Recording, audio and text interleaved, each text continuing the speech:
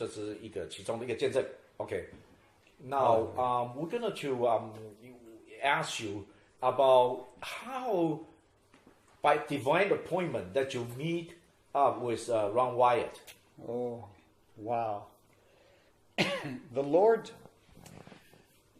spoke to me to walk and pray Jerusalem in 1989.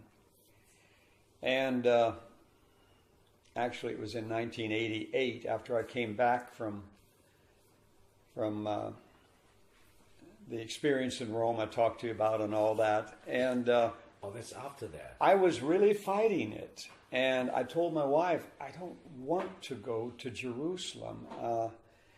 It isn't that I don't love the Hebrew people, it's Jerusalem. And I heard many years ago innocent blood crying out of the ground. And there are places all over the world where I could take you where I heard innocent blood crying out of the ground. And it just tears me up. And sometimes I have a vision of what happened there. Here in America and Europe, in Asia, and over in Eastern, Western Europe. So that must be very burdensome to you, right? Because you heard all this cry, and then sometimes you got a vision, actually seeing what's happening. I had seen by vision human sacrifices all the way back to the Roman legions. And I knew this would predate the Roman legions, Jerusalem, and had not walked the Middle East yet. I didn't want anything to do with the Middle East because there's so much bloodshed. And so I said, well, Lord, at that time, my wife and I, the Lord would tell her the same country that I would go. We would wait on the Lord. I wouldn't tell her anything. He would tell her the same nation and city that I was to walk, or territory. And so the Lord confirmed it with her, and I still did not want to go. Well, normally, by the time the Lord confirmed it with my wife, telling no one my mission, within 6 days, the full monies would come in for the mission. By telling no one. That was when I left the electronics company, that was our agreement. We were set up very financially nice, and comfortable. And I said, Lord, I grew up in Pentecost, and I grew up watching kids with holes in the bottom of their shoes and cardboard in the bottom of them, and knees gone, and living poverty, and the kids out here in Arizona. I grew up here in Arizona, born in Montana, but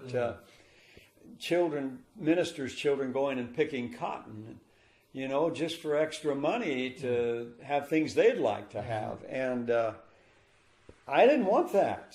That's why I pursued my education and wanted electronics. And so I don't know if it was pride in me or not, but it was just a feeling that I don't believe in ministry we should be in poverty. Yeah. We're king's kids. I mean, we're royalty. And royalty, David said, I was old and young, and now I'm old. I've never seen the righteous forsaken or his seed begging bread. Yeah. But I had seen it. And and that's not right. It wasn't right. Yeah. And I didn't want it. And I gauged my life up to that time this is the conditions, Lord. You must bring in the full monies to provide for my wife and my children while I'm gone, and to get me there and get me back. I'll trust you when I go to the country. I'm willing to live by faith in the country, not knowing anybody. And that was my commitment to the Lord. Well, from the time God would confirm it to my wife, within 6 days, I mean, this happened repeatedly for years. Within 6 days, from 80, 84, to now, 80, 88, God had provided within 6 days the full funds to take care of the family and me in my mission. Hallelujah. Without telling anybody. Hallelujah. No prayer letters going out, no announcement, this is Henry's mission. Wow. And that's the way I laid it out to the Lord before I left the company. It is so real. I mean, your calling, your steps are so real. Like, wow. Our favorite example is George Mueller of Bristol, that believed God for over 10,000 orphans in a time of the plague when adults were dying right and left, and he kept bringing them home and bringing more home, and God would provide as he brought more home, filled his house up, and God gave him a bigger house, and then began building buildings for these, and by the time he was finished, he had taken care of 10,000 orphans, and he had sent money to Hudson Taylor in China, and it got to Hudson Taylor the day that the foreign mission was going to put him on the boat and send him back to England. And because he was letting long hair grow and charcoal on his face and putting egg white on his eyelids to keep his eyes slanted. Now that's in his book, you know, and here comes the money sent by George Mueller 6 months before. Wow. Because it took 6 months to sail from England to China.